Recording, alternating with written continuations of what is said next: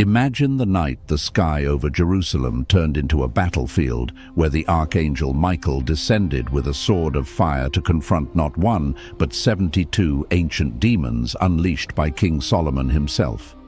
You know Solomon as the builder of God's temple, but ancient texts whisper a darker truth, that he bound these spirits with a forbidden ring until his own sin shattered the seal and set them free to destroy him. How did the wisest king become the puppet of darkness, and why did heaven itself have to intervene to stop a supernatural apocalypse?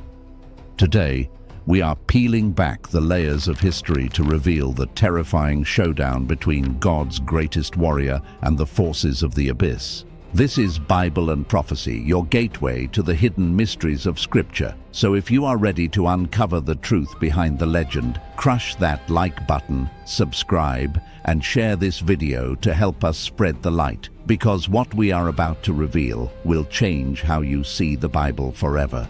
Imagine, if you will, a figure of such immense splendor that his very name became synonymous with wisdom itself. A ruler so anointed by the divine that kings and queens from the furthest reaches of the known world would traverse dangerous deserts and sail treacherous seas for months just to stand in his presence and catch a single pearl of his insight.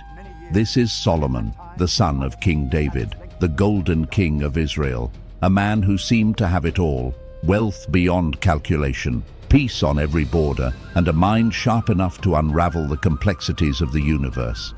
Yet hidden beneath the weight of the crown, behind the shimmering palace walls, and buried under the endless flow of gold and spices, lies a shadowy narrative that most of us have never encountered in the bright, cheerful lessons of our childhood Sunday schools.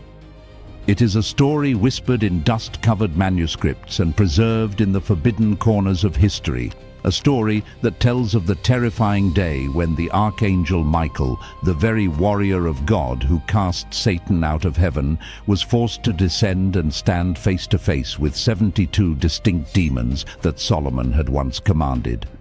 Let that image sink into your spirit for a moment. The wisest man who ever walked the earth, a man chosen by God, becoming so entangled in a power so dark and volatile that the heavens themselves had to intervene to save him from the abyss he had opened. Does it not make you pause and wonder how much of Solomon's life has been veiled from our eyes? Could it be that the Bible gave us the necessary glimpse, while the deeper, more dangerous mysteries were left in the shadows for a reason? And if it is true that Solomon commanded fallen spirits, why would a holy God permit such a perilous thing? And more importantly, what does this ancient cosmic drama mean for you and me living in the modern world today? Stick with me, because by the time we reach the end of this journey, you will never look at Solomon Michael or the spiritual battles in your own life the same way again. But before we dive into the deep end, welcome to Bible and Prophecy, the channel where we fearlessly uncover the hidden, the forgotten, and the mysterious stories of Scripture and ancient texts. If you have a hunger for exploring the mysteries of God, the angels, the fallen, and the truth that lies in between, then please take a moment to hit that like button, subscribe, and click the bell icon so you are always notified when we release a new revelation. When the name Solomon is spoken, the first image that usually floods our minds is that of a serene sage on a lion-lined throne, his face radiating calm, his words resolving impossible conflicts like the dispute between two mothers with a single sentence that stunned history. Yet Solomon's reality was far more layered and complex than the golden paintings suggest. On the surface, we see the builder of the Lord's temple, the pinnacle of human achievement. But if we are brave enough to peel back the layers of royal robes and glittering wealth, we find a man walking a razor's edge between the highest wisdom of heaven and the darkest temptations of the underworld. We must remember that Solomon was not just a random ruler. He was the son of David, the man after God's own heart, the warrior poet who slew giants and forged a kingdom with his bare hands and bleeding faith. So imagine the crushing weight of expectation that rested on Solomon's shoulders from the moment he drew his first breath. He began his reign in profound humility, asking God not for long life or the death of his enemies, but for wisdom to lead his people, a request that moved the heart of God so deeply that he granted Solomon not just wisdom, but wealth and honor that eclipsed every king before or after him. However, there is a hard truth about life that we often miss. The higher you rise, the thinner the air becomes, and the more dangerous the temptations grow. For the brighter your light shines, the more the shadows seek to cling to you. This is where the narrative takes a strange and haunting turn, for according to ancient traditions like the Testament of Solomon, his wisdom was not limited to proverbs and botany. It extended into the spiritual realm, where it is said he was given a mysterious ring engraved with the seal of God, a device that gave him authority to command not just men, but spirits. Pause and think about the implications of that authority. A mortal king ordering demons to do his bidding. Would you see such power as a gift, or as a terrible burden and a seductive trap? The legends say Solomon used this ring to summon, interrogate, and bind 72 specific demons, each with a name, a terrifying form, and a specific power to corrupt humanity, representing every vice from anger and lust to jealousy and madness, essentially making them mirrors of the very sins we struggle with every single day. In a twist of supreme irony, Solomon bound these snarling, reluctant forces of darkness and forced them to labor in building the temple of God, creating a picture that seems almost blasphemous. The holiest sanctuary on earth being constructed in part by the hands of evil under the command of a king's ring. It reflects a profound theological truth that even evil against its will can be made to serve God's greater plan, but there is a haunting detail we cannot ignore. These demons never submitted out of loyalty or repentance. They were bound only by the external force of the ring, and deep down they hated Solomon with a burning passion, waiting patiently for the moment his grip would slip, for the day the ring would fall, for the hour when his heart would turn just enough for them to break their chains. And tragically, that moment came, not through a sudden explosion, but through the slow, quiet erosion of compromise, as Solomon loved many foreign women and allowed their idols and strange practices to creep into his life, building a shrine here and an altar there, until the man who once built the temple of Yahweh was bowing to false gods. As his heart strayed from the source of his power, the authority of the seal began to weaken, and the demons, sensing the spiritual decay of their master, began to stir in the shadows, whispering that the king was slipping and soon they would be free. This rising tension brings us to a terrifying question that mirrors our own lives. How many times do we think we are in absolute control of our habits, our secret sins and our desires, only to wake up one day and realize that the very things we thought we were mastering have actually enslaved us? This is the true danger of sin, the illusion of mastery. And Solomon's story stands as a monumental warning that we cannot play with darkness and expect to remain in the light. And in this legend, the narrative takes a turn so profound that it forces us to reconsider the very nature of spiritual warfare, for the danger grew so immense, so uncontrollable, that heaven itself could no longer stand by and watch as the wisest king crumbled. God's greatest warrior, the Archangel Michael, the same celestial prince who cast Lucifer out of the heights of glory, had to step into the earthly realm. Think about the magnitude of that necessity. This was not a job for a lesser angel or a simple messenger, but for the commander of the heavenly hosts himself, descending to face the very spirits Solomon had once bound. What does that tell us about the terrifying power of those 72 demons?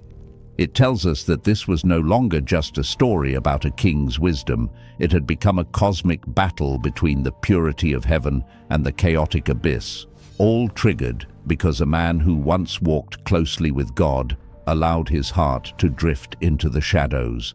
Now, I want you to close your eyes and imagine the cinematic tension of this moment. Solomon sits alone in the vast, echoing halls of his palace, the glow of gold and incense swirling around him. But the atmosphere is heavy with dread because the ring on his finger, once blazing with the undeniable light of God's authority, now sits dull and lifeless. From the dark corners of the night he begins to hear it, low, mocking, demonic laughter rising like a tide, signaling that the 72 are preparing to break their chains, while somewhere beyond the veil of our reality, Michael, God's champion, unsheathes a sword made of living light, setting the stage for a confrontation that would shake the foundations of Jerusalem. To understand the gravity of this, we must step back into the darkness for a moment and look at the Temple of Solomon, a structure whose stones gleamed in the sunlight and whose walls echoed with holy prayers. Yet hidden beneath this beauty, behind the scenes of the sacred construction, the 72 demons had been at work. According to ancient tradition, these were not merely nameless, chaotic shadows or mindless monsters. They were organized, deliberate, and highly intelligent entities, each possessing a distinct personality and a specific method for corrupting the human soul. This is exactly how evil works in our world today, isn't it? It rarely comes rushing in as a monster with fangs. Instead, it slips into the cracks of our lives, whispering, tempting, planting ideas, and exploiting our deepest weaknesses. The legends detail how Solomon interrogated each demon, demanding its name and its purpose, and their confessions were chilling reflections of the human condition. One demon admitted to stirring uncontrollable anger in men until they murdered their brothers. Another confessed to whispering lust into the hearts of women until they abandoned their families, and yet another claimed to slip into the dreams of kings, filling their minds with such paranoia and pride that they would wage senseless wars. Pause and let that sink in. These weren't just ghost stories, they were personifications of the struggles we face daily, from envy and greed to rage and despair. One demon was said to cause inexplicable physical afflictions like blindness, another tormented children with fevers, another whispered suicidal thoughts to men standing at the edge of cliffs. And perhaps most chilling of all, a demon who confessed that he lingered around holy altars, saying, "Where incense is burned, there I make men's prayers empty, for I twist their words before they reach the heavens." Does that not strike you to the core? How often do we think of evil as something out there, far away, when in reality it may be lurking in our moments of distraction during prayer, in our insincerity during worship, or in the hidden pride of our service?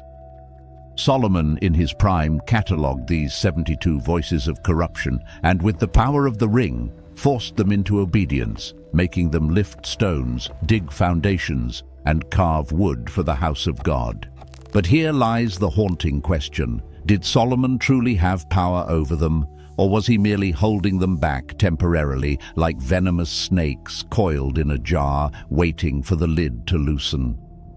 For while they labored, they whispered, they cursed his name, studied his weaknesses, learned his patterns, and waited with an ancient patience for the inevitable slide of the human heart. The ring was the key, binding them only as long as it burned with divine authority. But as Solomon's wives brought their idols into the holy city, he allowed shrines to rise in the hills, first a small one for peace, then another for diplomacy, compromise after compromise piling up until the man who prayed for wisdom was bowing to false gods. Every prayer to a foreign idol was a crack in the spiritual wall. Every burnt offering to a demon was like loosening the lock on a prison door, and the demons knew it.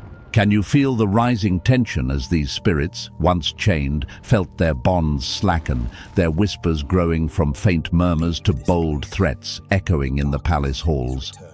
The texts say that one night, whether by theft or a moment of weakness where he gave the ring away, the seal was finally broken, and that was all it took for the dam to burst. The 72 demons rose in a terrifying explosion of supernatural power. Some appeared as monstrous hybrids with heads of lions and bodies of serpents, others as twisted parodies of men with eyes burning like fire, and some as deceptively beautiful figures hiding poison beneath their allure. One demon burst forth like smoke, choking the night sky with a foul stench, while another slithered through the palace, whispering confusion into the minds of the guards until they turned their swords on one another. Israel trembled as the holy city, once a sanctuary of peace, buzzed with unrest and fear, for the very spirits that had built the temple were now seeking to tear down God's people from within. Solomon, the great and wise king, stood powerless, staring at his empty hand, hearing the mocking voices of the creatures he thought he mastered, realizing too late that human wisdom is no match for unleashed darkness. It was at this precise moment of hopelessness, as the cries of Israel rose to the heavens, that God intervened. He sent Michael, the warrior radiant and unyielding, the commander who had stood against the dawn of rebellion. Picture the night sky over Jerusalem swirling with shadows and filled with the shrieks of freed demons. And then, like a bolt of lightning cutting through a black storm, Michael descends, sword in hand, eyes blazing with holy fire, the air itself trembling with his presence. The confrontation was about to begin, and the night Jerusalem shook was unlike any other in history. This was not the rumble of chariots or the march of earthly soldiers, but the terrifying sound of dozens of voices shrieking, whispering and laughing in tones no human throat could ever produce. The 72 demons were free, and the night air over Jerusalem didn't just darken. It curdled with a terror so thick it could be felt in the marrow of one's bones, as shadows twisted into monstrous shapes above the palace, blotting out the stars and turning the holy city into a cage of nightmares where dogs howled at unseen horrors, children woke screaming from sleep, and priests in the temple clutched the horns of the altar, watching the sacred fire flicker as if it were being smothered by the breath of the abyss itself.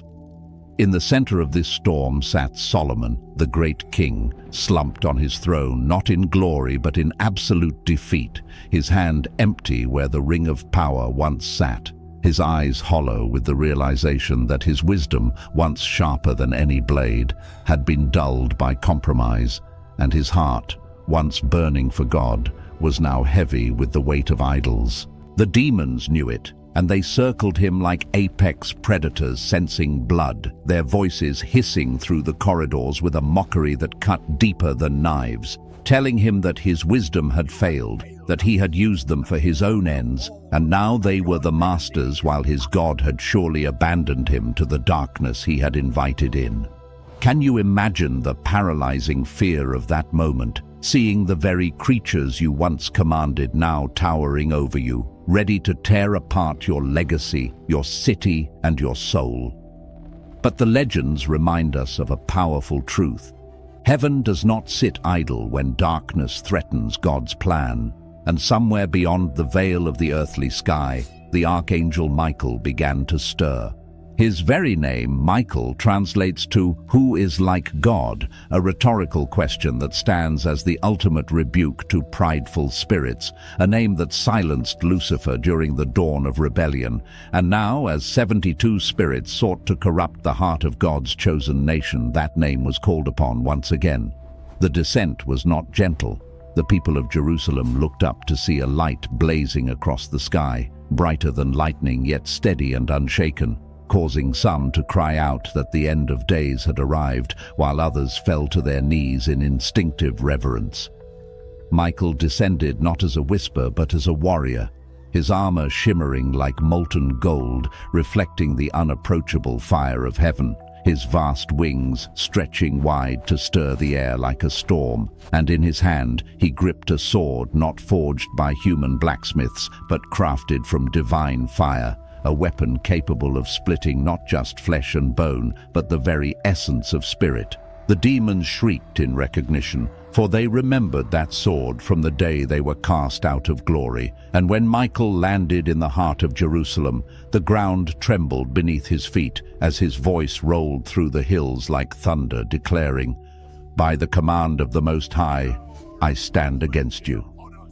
For a heartbeat, the 72 recoiled, some trying to laugh and mock, but their voices cracked under the weight of his presence, while others snarled and twisted their forms, preparing for a battle they had waited centuries to fight, refusing to go quietly back into chains. Solomon, lifting his head from the shadows of his throne, saw the angel of the Lord standing in the breach, and tears of relief filled his eyes as he whispered, "God has not abandoned us." And then the battle erupted with cataclysmic fury. The first demon surged forward, a grotesque hybrid with the body of a lion and wings of a vulture, its roar shaking the palace foundations. But Michael raised his sword and, with a single fluid stroke of fire, split the beast in two, dissolving its form into smoke and ash. Yet for every demon that fell, 10 more surged forward in a chaotic wave. One took the face of a beautiful woman attempting to lure the angel with illusions. Another spoke with the voice of 1,000 men to confuse and overwhelm, and another moved like a suffocating shadow trying to smother the light of his blade. But Michael was unmoved, for his light cut through every illusion, his voice silenced every confusion, and his fire consumed every shadow, even as the demons swarmed him with shrieks that echoed through the terrified city where people hid in their homes, clutching their children and listening to the unearthly sounds of a war that was both physical and spiritual. Here lies the deeper meaning we must not miss. This was a showdown where each demon represented a specific vice, sin, or corruption. And when Michael struck one down, it was God declaring that vice would not rule his people. And when he silenced their lies, it was God affirming that his truth would not be drowned out. The battle was fierce, the night filled with chaos. And though Michael stood unshaken, the sheer number of the enemy was overwhelming, prompting him to lift his voice to heaven, and the response was immediate as a sound like a rushing wind filled the skies, and the heavens opened to reveal ranks of angels descending like stars, an army of fire coming to the aid of the righteous. The demons howled in rage as they realized they were no longer facing a lone warrior, but the armies of God, and Michael, raising his sword high, declared them bound by the Lord Almighty. One by one, the forces of darkness were driven back, chained in light, their cries fading into the void as legends say they were cast into the depths of the Euphrates or sealed in pits of darkness until the final judgment. As silence returned to the city, Solomon watched with a heart broken by failure, yet overwhelmed with gratitude, tears running down his face as Michael stood before him, radiant and fierce, delivering the final lesson. Wisdom is nothing without obedience. Your crown cannot protect you, your ring cannot save you, only faithfulness to the Most High keeps you safe. Then, as quickly as he came, Michael vanished in a blaze of light, leaving Solomon and us with the eternal truth that even the wisest among us cannot stand against darkness alone. We need the intervention of God. If this story of battle, redemption, and the mysteries of the spiritual realm has stirred something in your soul, you are exactly where you need to be. This is Bible and prophecy, and we are dedicated to uncovering these deep truths every single week. So please do not leave this journey here. Hit that subscribe button, turn on the notification bell, and share this video with someone who needs to know that no matter how dark the battle gets, God's warriors are always ready to fight for us. Ultimately, Solomon's story teaches us a haunting truth. While he possessed a ring to command spirits, his true defeat came not from the demons outside, but from the pride and compromise within his own heart. It forces us to ask which is truly more dangerous, the darkness around us or the slow erosion of faith inside us. Michael's intervention proves that human wisdom, no matter how legendary, is never enough. We all reach a breaking point where we need strength from above. Picture the Archangel standing before the 72 spirits of rage, greed, and despair, declaring that they must bow to God alone. Now look at your own life. What are the demons circling you? Perhaps they are fears, addictions, or secret burdens that whisper in the dark. If God sent his greatest warrior to fight for a fallen king, believe that he sends his protection to stand for you when life feels unbearable. You are never fighting alone. If this message touched your spirit, help us share the light by hitting that like button and subscribing to Bible and Prophecy. Click the bell so you never miss a revelation, and remember, the battle belongs to the Lord.